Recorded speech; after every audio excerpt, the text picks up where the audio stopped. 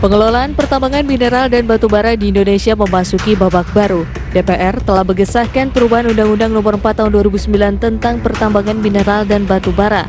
Dalam rapat paripurna pada 12 Mei 2020 lalu, ada sejumlah poin penting yang diatur dalam revisi Undang-Undang Minerba, mulai dari kewenangan perizinan, perpanjangan izin, pengaturan terhadap izin pertambangan rakyat, dan aspek lingkungan, hilirisasi, divestasi, hingga pengaturan yang diklaim untuk memperkuat BUMN.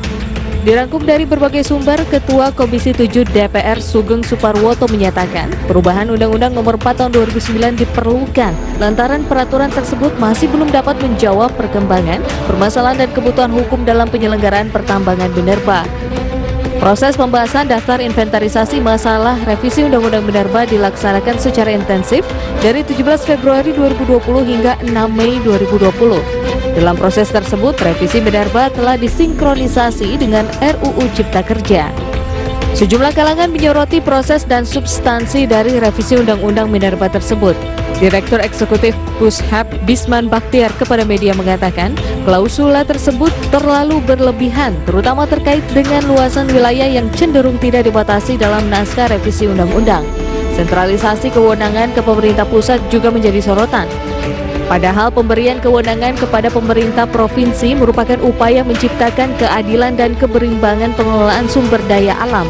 Sementara pengamat hukum pertambangan dan SDA Universitas Tarumanegara Ahmad Reddy mengatakan, RUU Minerba memiliki kendala baik dari segi substansi maupun formil. Selain persoalan adanya jaminan perpanjangan KK dan PKP2B, proses pembahasan yang seharusnya melibatkan DPD dari awal proses pembahasan daftar inventaris masalah juga menjadi sorotan. Berbagai sumber IDX Channel.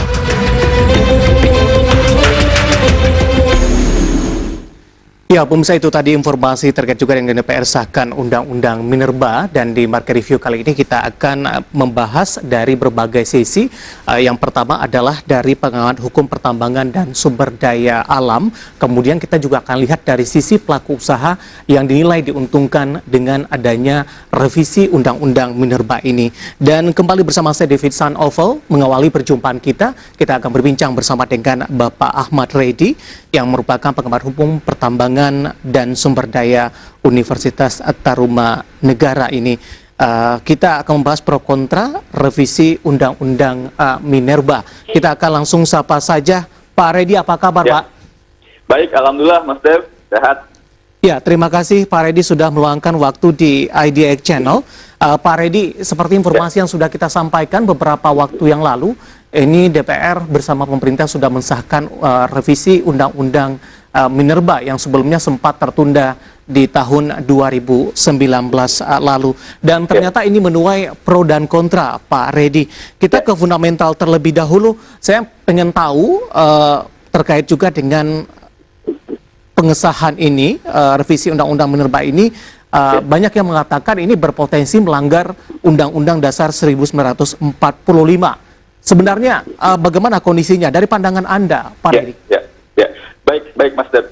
Jadi kalau tadi Mas Dev sampaikan bagaimana kemudian kalau dilihat dari konstitusi kita, jadi ada berbagai macam pasal di konstitusi kita yang bisa kita gunakan sebagai batu uji untuk mengetes, untuk menguji apakah Undang-Undang Minerba 2020 ini sudah sesuai atau tidak dengan konstitusi kita.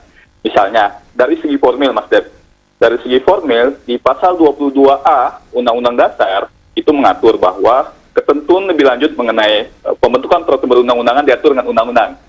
Nah, ada Undang-Undang 12 2011 sebagaimana diubah dengan Undang-Undang 15 2019 yang menjadi pedoman bagi anggota DPR dan pemerintah dalam membentuk undang-undang.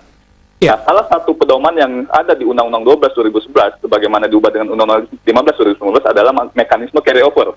Nah, carryover ini artinya rancangan undang-undang itu yang sudah dibahas di periode sebelumnya, dalam hal ini periode 2014-2019, itu bisa dilanjutkan pembahasannya di periode selanjutnya selama dia sudah dibahas DIM-nya, daftar inventarisir masalah.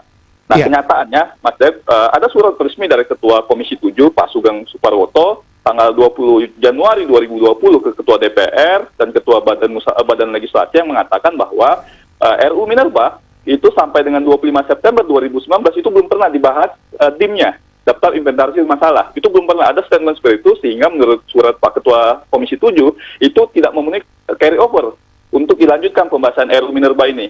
Nah, apa gunanya carry over? Carry over ini artinya rancangan undang-undang minerba itu tidak perlu dibahas dari awal lagi, tidak butuh direncanakan, tidak butuh disusun naskah akademik dan dimnya. Nah, faktanya RUU Minerba ini langsung dibahas, dilanjutkan oleh DPR selanjutnya 2019-2024. Padahal menurut ketentuan tadi itu, ketentuan pasal 71A Undang-Undang 15 2019 yang diperkuat oleh surat Ketua Komisi 7 DPR Pak Sugeng, itu harusnya dimulai dari awal, dimulai dari perencanaan masuk ke prolegnas, setelah masuk prolegnas kemudian disusun naskah akademik dan RUU-nya, disusun lagi dimnya oleh pemerintah, oleh DPD, baru kemudian dilanjutkan untuk dibahas. Nah, faktanya ini artinya itu secara prosedural, secara teknis administratif pembentukan undang-undang ini menyalahi kaidah yang ada di konstitusi kita. Baik. Itu yang pertama, Mas Dev. Kalau kemudian Mas Dev tanya lagi, misal dalam konteks konstitusi tadi, ada pasal 22D Undang-Undang Dasar, Mas Dev. Pasal 22D Undang-Undang Dasar itu mengatakan bahwa Dewan Perwakilan Daerah (DPD) itu harus ikut terlibat dalam perencanaan, penyusunan dan pembahasan seluruh rancangan undang-undang sumber daya alam. Nah, dalam hal ini Undang-Undang Minerba itu harus DPD itu ikut terlibat dari awal sampai dengan pembahasan. Dan ada juga putusan Mahkamah Konstitusi nomor 9 tahun 2012 yang mengatakan, MK mengatakan, jika rancangan undang-undang itu inisiatif dari DPR, maka harus ada dua DIM. DIM dari pemerintah dan DIM dari DPD. Nah, faktanya Mas Dep, tadi itu DIM dari pemerintah itu pun juga tidak pernah dibahas di periode sebelumnya. Nah, DIM dari DPD itu tidak pernah ada sampai detik ini. Padahal menurut konstitusi dan menurut putusan Mahkamah Konstitusi itu harus ada DIM, daftar inventarisir masalah dari Dewan Perwakilan Daerah. Nah, ini juga menyimpangi konstitusi kita dan melemahkan lembaga yang bernama DPD. Nah, ini juga secara prosedural salah. Jadi DPD itu suka tidak suka, mau tidak mau dia harus diajak bicara karena ini membahas mengenai sumber daya alam di daerah. Yang notabene DPD itu di Undang-Undang Dasar harus menyiapkan daftar inventarisir masalahnya. Nah, ini nggak ada DIM dari DPD ini. Tiba-tiba langsung dibahas, disahkan di rapat paripurna. Begitu, Mas Ded. Baik, dari sisi proses pembahasannya juga menjadi sorotan tidak, Pak? Kalau kita flashback di 2019 lalu, ini ke pembahasan waktunya tidak sebentar, artinya sudah beberapa kali memasuki tahapan-tahapan tertentu dan cukup rumit, bahkan ditangguhkan di 2019 begitu. Tapi di 2020 proses pembahasannya dinilai oleh banyak orang ini cukup singkat begitu. Betul Mas Dep, ini 5 tahun loh di periode 2014-2019 tidak selesai. Bahkan pemerintah itu menyiapkan DIM, daftar inventarisir masalah itu baru bulan September 2019.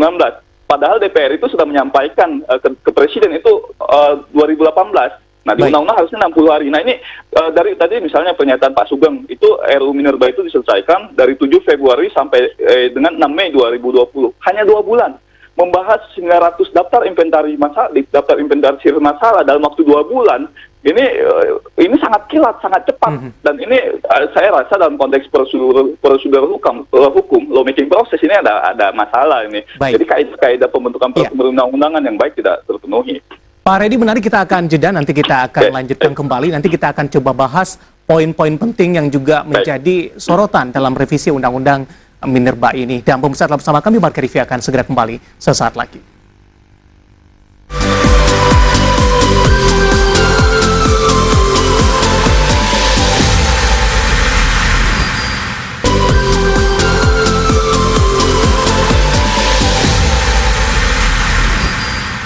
Terima kasih untuk Anda yang masih bergabung bersama kami di Market Review dan kita masih membahas pro kontra revisi Undang-Undang Minerba. Pak Reddy masih bergabung bersama kami, Pak. Ya, Mas Dev. Baik, Pak Reddy, saya punya data ini, tapi saya akan coba sampaikan ke Pak Reddy. Ini kami rangkum dari berbagai sumber nih, Pak. Kita mau minta pandangan dari Anda antara urgensi dari Undang-Undang Minerba dengan kritikan terhadap Undang-Undang Minerba. Kita ke urgensi terlebih dahulu. Undang-Undang Minerba yang baru ini dinilai disertai dengan urgensi begitu. Dianggap untuk selamatkan industri batubara, kemudian berkaitan dengan PKP2B sejumlah perusahaan dominan. Kemudian batubara didominasi 60,5%, bauran dari energi 2019. Sementara dari sisi kritikannya adalah dinilai tergesa-gesa dan tidak sesuai dengan aspirasi rakyat, memotong posisi pemerintah daerah dalam urusan pertambangan begitu. Kemudian Greenpeace sebut Undang-Undang Minerba hanya untuk kepentingan pengusaha tambang. Bagaimana Anda melihat dari dua sisi ini dari pembahasan kita di segmen sebelumnya juga, Pak? Ya, pertama tadi misalnya mengapa Undang-Undang Minerba ini segera urgen untuk disahkan. Tadi alasannya adalah untuk selamatkan industri batubara. Iya. Jadi memang perlu kita ketahui bahwa Mas Dep, bahwa ada 7 perusahaan tambang ya yang akan berakhir kontraknya. Misalnya Arumin itu 1 November 2020. Kemudian 2019 sudah ada Tanito Harum yang sudah berakhir, tapi kemudian tidak jelas nasibnya. Nah ini memang dalam konteks industri tambang ini kan ada ketidakpastian dalam konteks operasi mereka.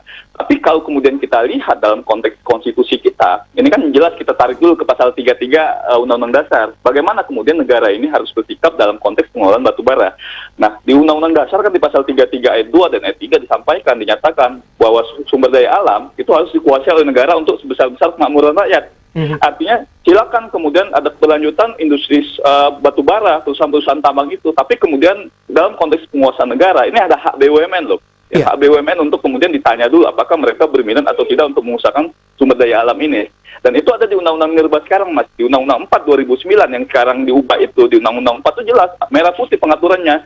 Jadi ketika kontrak karya atau PKP 2B berakhir, maka wilayahnya dikembalikan ke negara, kemudian apabila diusahakan itu ada BUMN, Badan Usaha Milik Negara. Nah ini yang dikejar adalah bagaimana kemudian perpastian perpanjangan usaha saja industri batubara, tapi tanpa kemudian melibatkan peran negara melalui Badan Usaha Milik Negara, Badan Usaha Milik Daerah. Kan bisa ada skema misalnya agar industri tetap berlanjut, tapi kemudian negara melalui BUMN tetap bisa hadir. Misalnya melalui joint venture, melalui participating interest, atau melalui kemudian saham, sharing saham yang kemudian dua-duanya maju. Tapi tetap posisi negara tetap dominan, misalnya melalui kepemilikan saham 51% oleh BUMN BUMD kita. Pak Reddy, sebelum kita lanjutkan, saya akan coba sampaikan juga ini beberapa poin penting perubahan Undang-Undang Nomor 4 Tahun 2009 untuk Undang-Undang Minerba, Pak. Dapat Anda saksikan juga di layar televisi Anda, pemirsa, ada beberapa poin. Yang pertama adalah kewenangan pengelolaan dan perizinan, kemudian perpanjangan izin operasi, ini terkait juga dengan PKP 2B, yang tadi kita sudah bahas dengan Pak Reddy, lebih mengutamakan PKP 2B di sini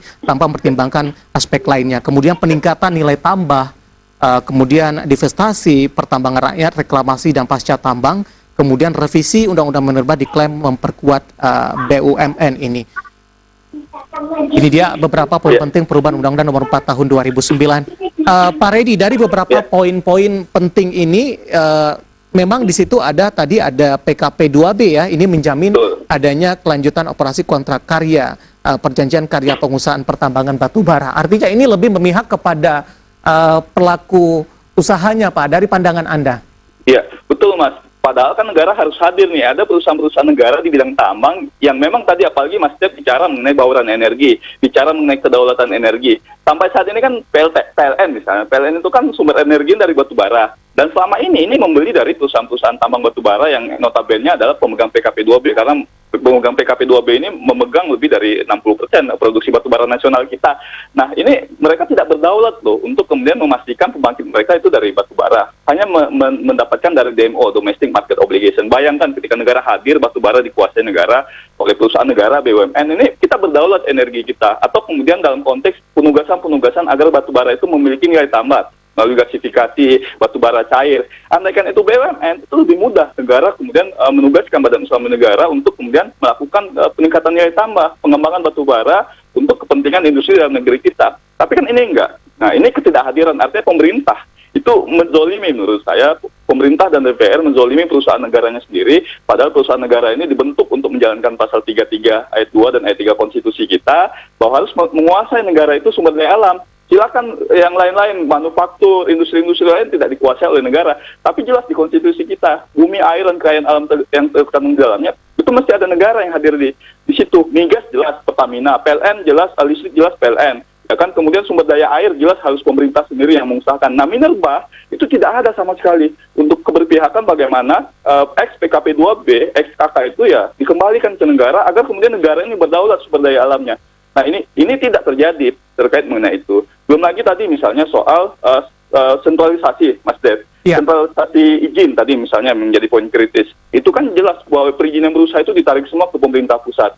Padahal di pasal 18A Undang-Undang Dasar itu diatur, Mas Dev, bahwa hubungan antara pemerintah pusat dan pemerintah daerah itu harus dilakukan secara adil ya dalam konteks pengelolaan sumber daya alam. Nah, ini adil bagaimana? Daerah, pemerintah provinsi itu tidak diberi kewenangan apapun dalam konteks penyelenggaraan mineral dan batubara di Undang-Undang Minerba ini. Pak Reddy, saya potong sedikit, Pak. Ini mengenai fokus yang sedang kita bahas. Ya. Sementara ini posisi dari sumber daya alamnya berada di daerah begitu. Betul. Ini pemerintah daerahnya sebenarnya mendapatkan, kalau kita bilang dari sisi porsi, mungkin kalau bilang dari sisi persentase dari aturan sebelumnya seperti apa kalau kita bandingkan dengan adanya revisi saat ini? Di undang-undang yang lalu, Mas, di Undang-Undang 4 2009 tentang pertama minerba itu sampai ke bupati wali kota, kewenangan buat penyelenggaraan pertama minerba itu. Tapi kemudian direvisi oleh Undang-Undang Pemda, Undang-Undang 23 2014 itu ditarik hanya ke provinsi. Artinya tetap ada desentralisasi kewenangan penyelenggaraan pertambangan sampai ke pemerintah provinsi. Nah, jelas itu artinya ya, dan itu sudah diuji ke Mahkamah Konstitusi. MK mengatakan bahwa harus pemerintah daerah itu terlibat dalam pengelolaan sumber daya alam, walaupun levelnya sampai ke pemerintah provinsi, tidak ke kabupaten kota. Nah, kenyataannya di Undang-Undang Minerba ini ditarik semua ke pemerintah pusat, kewenangan pertambangan. Nah, ini tadi, kalau kita tarik ke pasal 18A Undang-Undang Dasar, itu tidak sesuai, karena harus ada keterlibatan pemerintah daerah secara adil dalam mengelola sumber daya alamnya. Bayangkan, Mas Dep, ketika terjadi kerusakan lingkungan, terjadi konflik sosial, ketika terjadi masalah-masalah akibat pertambangan, itu kan yang menanggung adalah masyarakat, adalah pemerintah daerah, ya kan. Nah, ketika kemudian mereka tidak diberi kewenangan apapun dalam konteks penyelenggaraan pertama minerba, ini ya tidak hanya menjadi mengkhianati reformasi, adanya tuntutan otonomi daerah, tapi kemudian membiarkan pemerintah daerah untuk kemudian menanggung dampak tanpa diberikan kewenangan untuk menanggulangi dampak itu. Walaupun misalnya bisa saja pemerintah pusat mendalilkan nanti akan ada desentralisasi kewenangan. Nah, di Undang-Undang Dasar desentralisasi kewenangan itu harus melalui undang-undang loh. Undang-undang minerba dalam hal ini tidak boleh di PP atau di Perpres. Nah, ini menurut saya menjadi soal, Mas Dev. Ya. Pak Reddy, kita akan jeda di segmen selanjutnya. Nanti kita akan coba bahas ini. Baru sepekan ini disahkan oleh DPR, tampaknya pro kontra juga sudah mulai terlihat ke permukaan. Bahkan ini ada yang akan mengajukan judicial review. Ini kita akan coba bahas nanti, Pak Reddy, bagaimana posisinya. Apakah memang ini layak untuk dilakukan judicial review terhadap revisi dari Undang-Undang Minerba. Kita akan jeda. Dan pemirsa tetap bersama kami, Warga Review akan segera kembali sesaat lagi.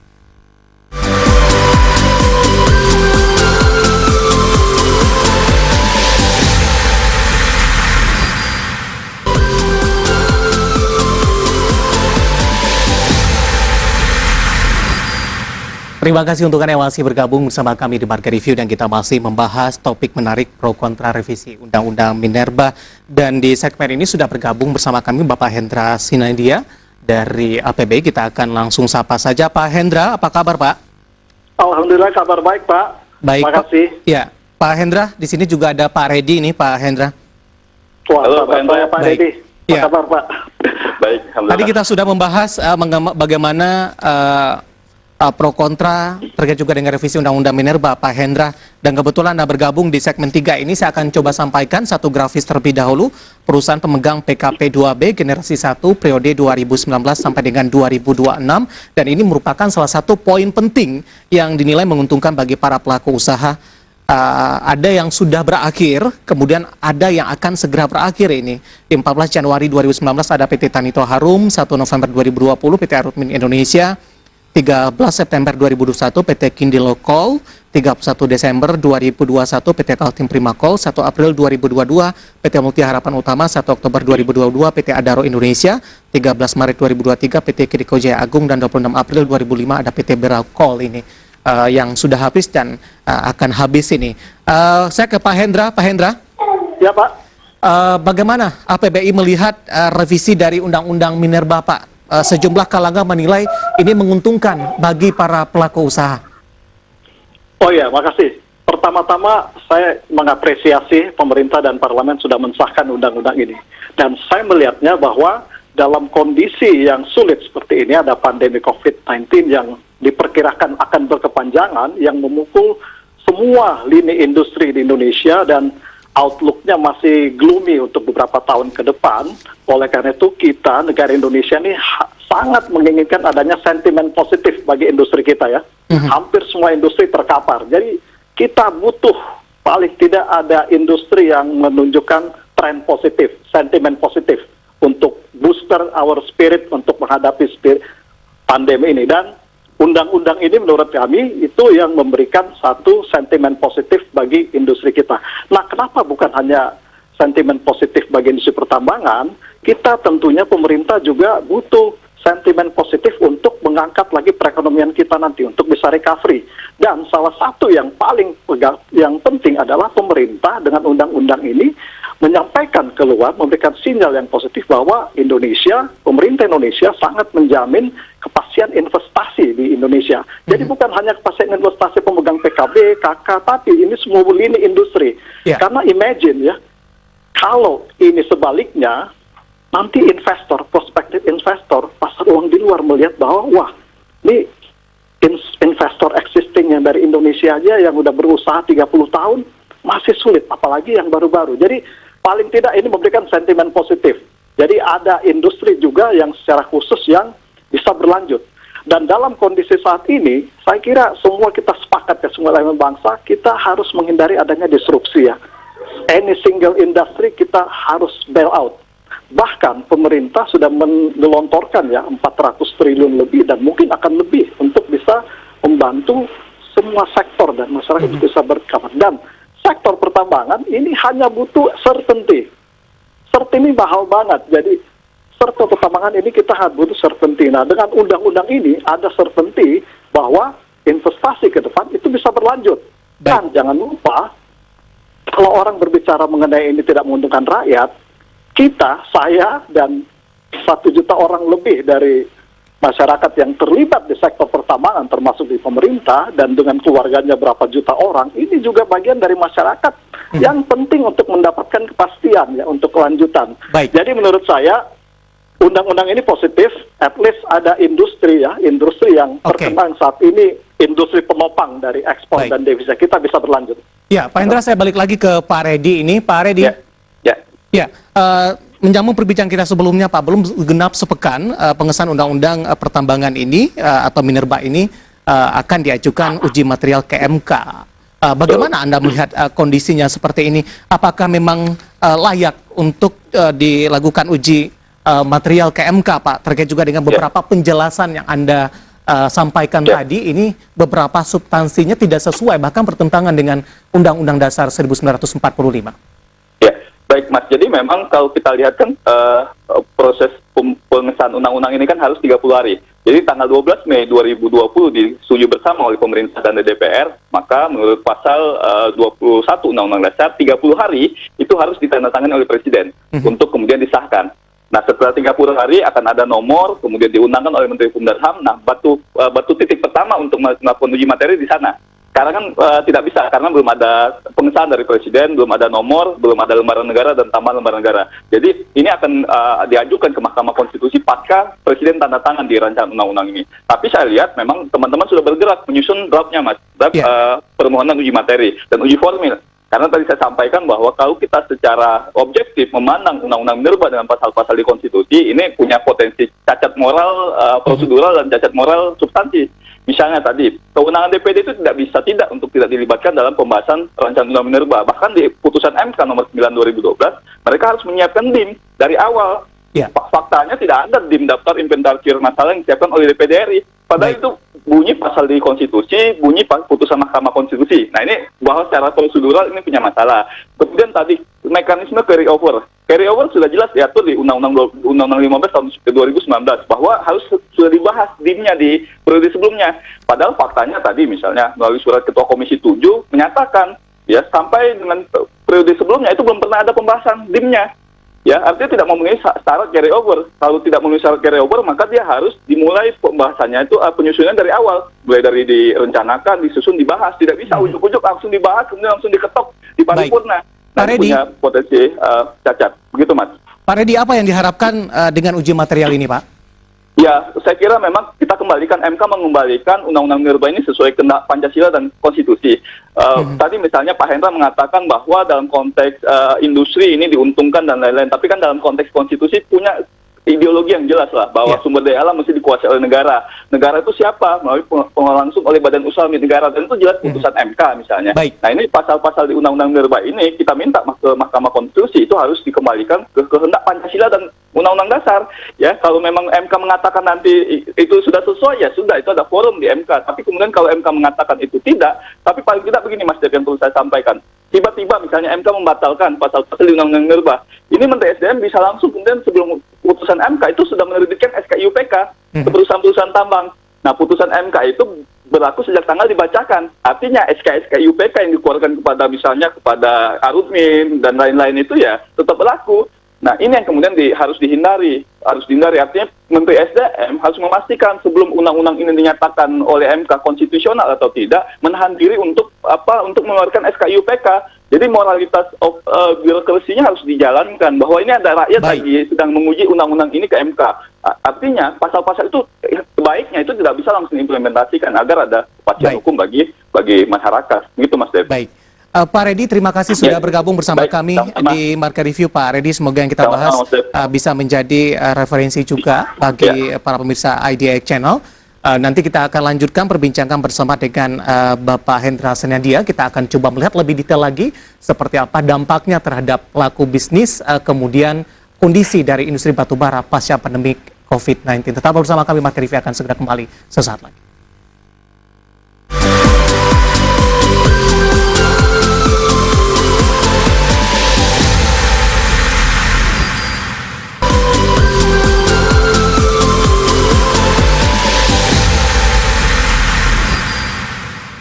Pemirsa, Asosiasi Pertambangan Batubara Indonesia menyambut positif terkait revisi Undang-Undang Nomor 4 Tahun 2009 tentang pertambangan mineral dan batubara. APBI menilai jaminan perpanjangan PKP2B sangat penting untuk meningkatkan iklim investasi di sektor pertambangan batubara. Revisi Undang-Undang Nomor 4 Tahun 2009 tentang pertambangan mineral dan batubara sudah disahkan oleh pemerintah bersama dengan DPR beberapa waktu lalu. Revisi ini dinilai meniupkan angin segar bagi para taipan tambang termasuk batubara. Kenapa tidak? Salah satu isu krusial yang terdapat dalam revisi Minerba terkait dengan perpanjangan perjanjian karya pengusahaan pertambangan batubara atau PKP2B yang akan berubah status menjadi izin usaha pertambangan khusus atau IUPK. Pasalnya, terdapat klausula yang menjamin adanya perpanjangan bagi PKP2B maupun kontrak karya. Direktur Eksekutif APBI, Hendra Sinadia kepada media mengatakan, jaminan perpanjangan PKP2B sangat penting untuk meningkatkan iklim investasi di sektor pertambangan, di mana kontrak yang telah ditandatangani pemerintah dan pelaku usaha memberikan jaminan perpanjangan kontrak 2 kali 10 tahun setelah berakhirnya PKP2B dan dikonversi menjadi IUPK. Tidak hanya di pertambangan, namun di seluruh sektor usaha, karena pemerintah berkomitmen menjamin kepastian hukum dan kepastian usaha jangka panjang. Sementara itu, Direktur dan Corporate Sekretari Bumi, Dilip Srivastava kepada media mengatakan, revisi Minerba terkait dengan perpanjangan PKP2B memberikan kepastian hukum dalam perpanjangan izin, sekaligus perubahan status dari PKP2B menjadi izin usaha pertambangan khusus. Di sisi lain, Head of Corporate Communication Adaro, Febrianti Nadira mengatakan, perusahaan berharap agar regulasi di industri batubara dapat membuat perusahaan-perusahaan nasional bisa tetap eksis. Berbagai sumber IDX Channel.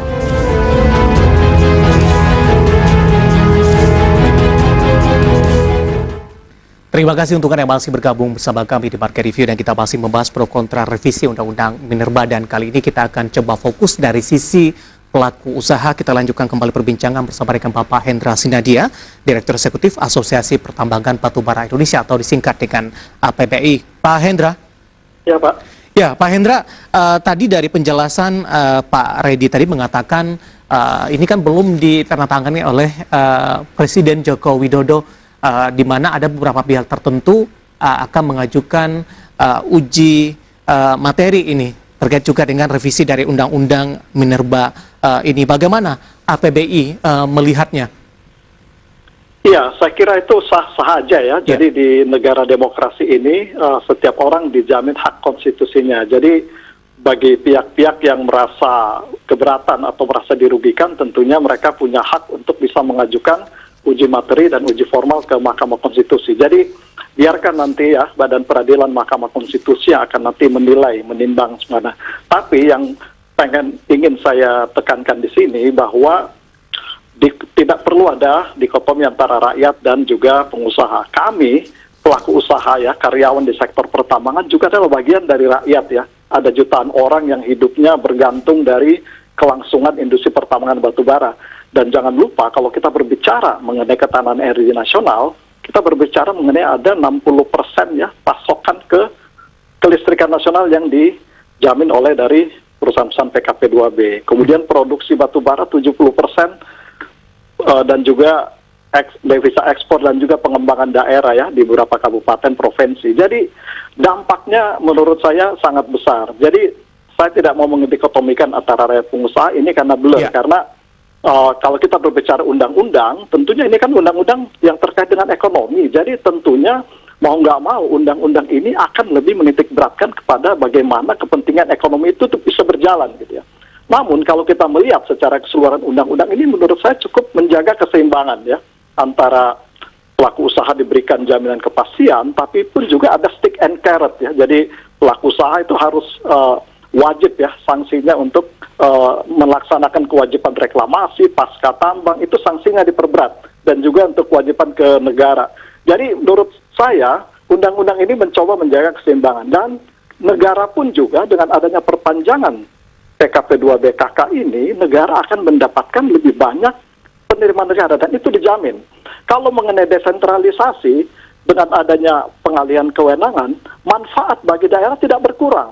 Malah kalau kita lihat di undang-undang ini, perusahaan akan membayar lebih, dan itu daerah akan mendapatkan porsi yang lebih. Ya, meskipun dalam beberapa poin tertentu ini pemerintah daerah tidak dilibatkan dalam hal ini, lebih ke arah untuk pemerintah pusat, Pak. Saya kira dalam prosesnya pasti dilibatkan ya. Saya tidak berkomentar mengenai proses karena itu lebih ke kompeten dari pemerintah dan DPR. Tapi menurut saya ini sudah dibahas lebih lanjut ya. Kita sudah melaksanakan beberapa evolusi dari kewenangan pertambangan ya. Sebelumnya sentralisasi, kemudian desentralisasi ke kabupaten kota, kemudian Undang-Undang 2014 itu menarik ke provinsi, dan sekarang ke pusat. Tentunya ini ada perjalanan, dan pemerintah, semua masyarakat juga melihat ya. Dan ternyata pembuat undang-undang menyadari bahwa mineral dan batu bara itu adalah komoditas yang strategis yang perlu dijaga ya, konservasinya ya. Bukan hanya dieksploitasi, tapi keberlangsungan untuk anak cucu dipengen. Coba kita lihat dengan, saya tidak mempertentangkan antara desentralisasi dan sentralisasi, tapi penerbitan izin yang jumlahnya lebih dari 10.000, di mana separuhnya itu perusahaan batu bara, itu menimbulkan memang banyak dampak-dampak yang tidak diinginkan di masyarakat oleh perusahaan-perusahaan yang tentunya tidak bertanggung jawab. Nah ini, dan konservasi ini menjadi perhatian juga. Oleh karena itu pemerintah memutuskan mungkin ya dengan anggota dewan yang diwakili, yang merupakan wakil rakyat, bahwa ini adalah strategis dan vital dan perlu dikendalikan oleh pusat, tapi pelibatan daerah tentu pasti akan ada, dan manfaat yang saya sampaikan akan diterima oleh daerah. Baik, Pak Hendra, nanti kita akan lanjutkan, kita akan jeda kembali terlebih dahulu di segmen selanjutnya. Nanti kita akan coba bahas, Pak, terkait juga dengan PKP2B. Ini tampaknya fokus ada salah satu dari pemerintah. Kita akan coba bahas nanti seberapa penting ini, terutama dari kontribusi produksi batu bara bagi pemegang lisensi bagi PKP2B ini. Kita akan jeda terlebih dahulu, dan pemirsa tetap bersama kami. Market Review akan segera kembali sesaat lagi.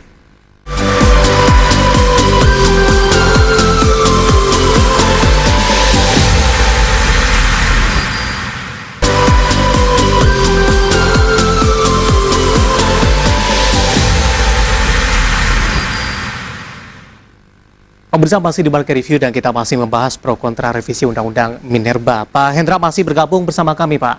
Ya, Pak. Baik, Pak Hendra, dari beberapa poin-poin penting perubahan Undang-Undang Nomor 4 Tahun 2009 terkait juga dengan Undang-Undang Minerba, tampaknya salah satu yang memberikan dampak positif kepada para pelaku usaha di pertambangan batu bara adalah terkait juga dengan perpanjangan izin operasi nih, Pak Hendra, untuk PKP2B. Sebenarnya seberapa pentingnya ini, Pak, dari sisi urgensi kalau kita bahas? Iya, saya kira ini sangat urgent ya, dan saya ingin sampaikan dalam kesempatan ini bahwa tidak ada sesuatu yang diistimewakan sebenarnya. Ini sih hal yang biasa, karena kalau kami melihat bahwa dalam kontrak karya atau kan PKP2B sendiri, waktu dibuat 30 tahun yang lalu, itu tentunya intensinya adalah bahwa para pemegang PKP2B dan KK ini dapat mendapatkan hak untuk perpanjangan ya, tentunya melalui evaluasi oleh pemerintah. Jadi pemerintah pun kalau kita lihat di Undang-Undang 4 2009 itu hak untuk perpanjangan perpanjangan sebenarnya udah dijamin juga oleh undang-undang. Kemudian makanya kita lihat di mineral pemegang KK itu ada yang melanjutkan ke dikonversi menjadi IUPK dan dasar hukumnya diterbitkan melalui suatu peraturan pemerintah. Dan kalau kita lihat ada peraturan pemerintah nomor 77 PP 77 2014 itu pada dasarnya juga menjamin konversi dari PKP 2B menjadi IUPK.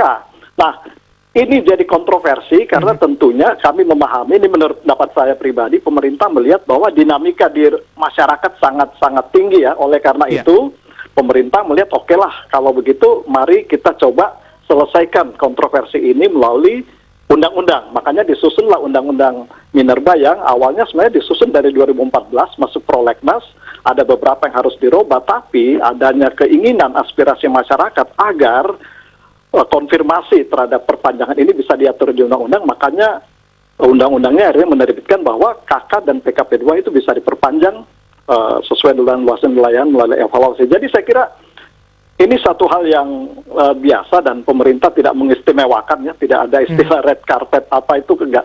Nah, urgensinya adalah yang tadi saya sampaikan bahwa kita berbicara mengenai PKP 2B. Kalau generasi 1 itu sekitar 48% dari produksi nasional, tapi kalau generasi 2 dan 3 totalnya itu 68% dari produksi nasional.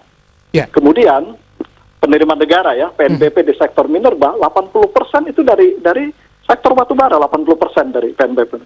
Kemudian pasokan kelistrikan nasional ya 68% sektor batubara, dan tenaga kerja hampir 1 juta mungkin lebih yang terkait di batubara. Jadi kemudian dampak ke daerah-daerah, terutama di Kalimantan, apalagi ada wacana untuk ibu kota. Jadi menurut saya urgensinya sangat-sangat mendesak ya. Dan tadi saya sampaikan sebenarnya dengan PP 77 itu di 2019 pemegang KK dan PKP 2B saya melanjutkan. Tapi kembali ke dinamikanya, oleh karena itu undang-undang dibahas dan tentunya urgensinya adalah harus diberikan kepastian cepat.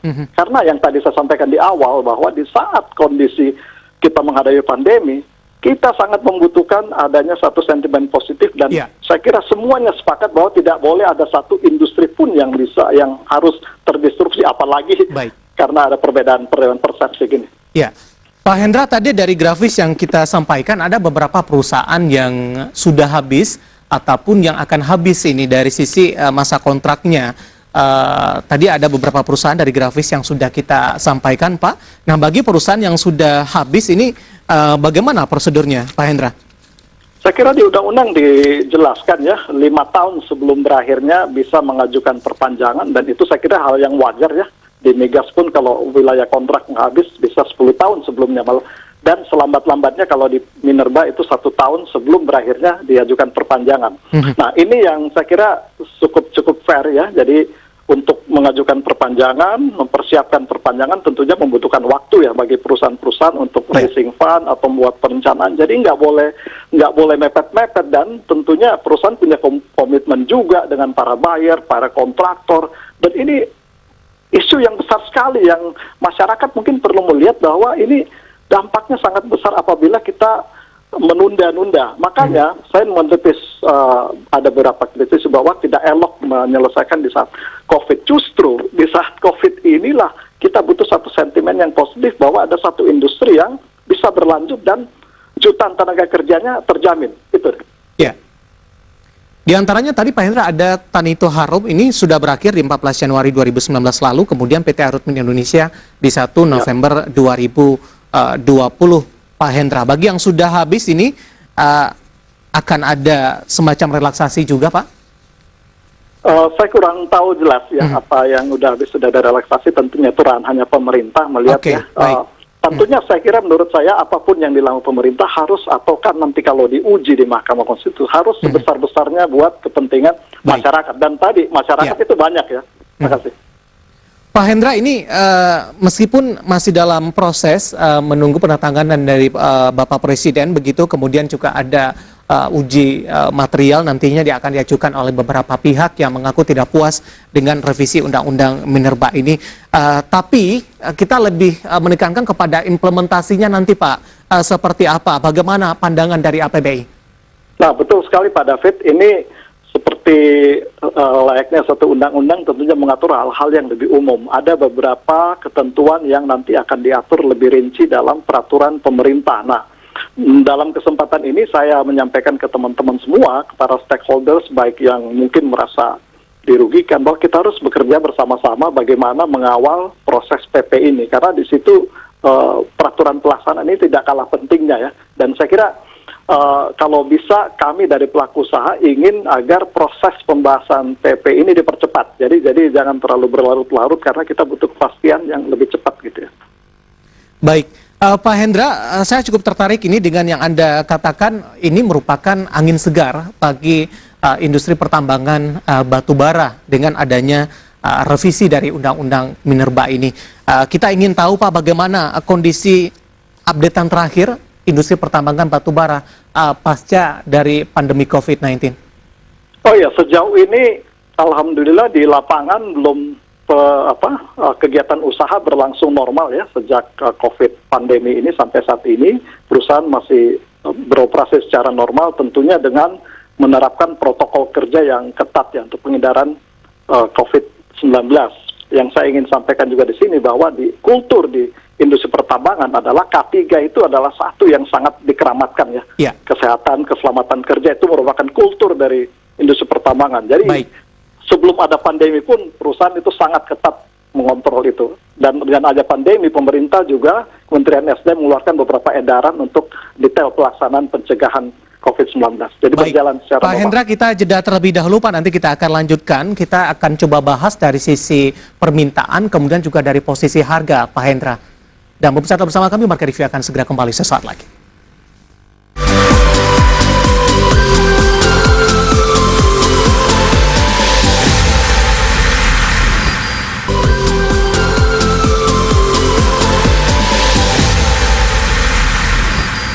Kita sudah sampai di segmen terakhir di Market Review. Pak Hendra masih bergabung Pak bersama kami, Pak Hendra. Ya Pak, masih. Ya, Pak Hendra, sebelum kita lanjutkan bagaimana kondisi terkini dari industri pertambangan batu bara, saya akan coba sampaikan terlebih dahulu bagaimana pergerakan harga batu bara ini, baik secara global maupun secara domestik, di mana secara global ini mengalami koreksi yang cukup dalam di sepanjang 2020. Kita beralih ke grafis selanjutnya, harga batu bara acuan, apakah kondisinya menggambarkan hal yang sama juga? Ya, di mana pada Mei ini mengalami koreksi yang cukup dalam di 61,11 dolar Amerika per tonnya, di mana posisi tertinggi sempat menduduki di level 67,08 dolar Amerika per ton. Permintaan dari di dalam masa pandemik bagaimana, Pak Hendra? Kalau kita tahu China merupakan salah satu tujuan ekspor terbesar dengan adanya COVID-19, apakah ini mempengaruhi Pak? Iya, tentu ya. Kalau kita lihat di kuartal 1, waktu China sudah mengalami lockdown ya di China, kuartal 1 permintaan masih normal ya. India juga masih normal. Namun memang seperti yang kami khawatirkan, ini kuartal 2 dampaknya akan terasa. April, Mei ke depan ini akan sangat berat buat sektor pertambangan. Kenapa? Karena tentunya Tiongkok sudah mulai membuka lagi industrinya dan pasokan domestiknya juga sudah mulai pulih sehingga kondisi pasar sekarang oversupply. Demikian pula India tentunya masih lockdown sampai 31 Mei dan mereka juga ingin memaksimalkan batubara dalam negeri. Jadi satu hal dalam pandemi ini, negara-negara di dunia itu semua berusaha memaksimalkan potensi dalam negeri. Oleh karena itu, ini yang membuat harga tertekan. Sementara sisi supply kita masih berjalan secara normal.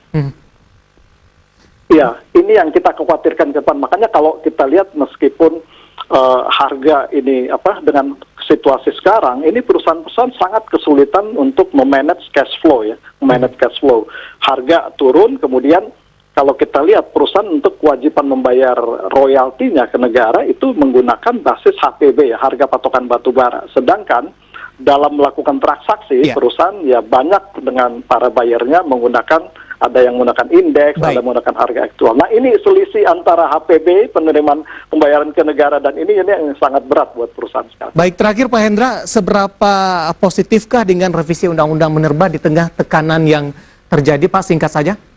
Ya, paling tidak memberikan kepastian ya buat semuanya, dan yang saya ingin sampaikan melalui undang momentum ini kita menjadikan kita bersama-sama bersatu ya, tidak ada dikotomi rakyat, perusahaan, juga BUMN dengan pengusaha nasional. Kita semua sama-sama merah putih, kita harus bersatu ya untuk menghadapi pandemik ini, dan saya kira dengan undang-undang ini mari kita kawal ya peraturan pelaksanaannya, dan mudah-mudahan bisa bermanfaat bagi semuanya.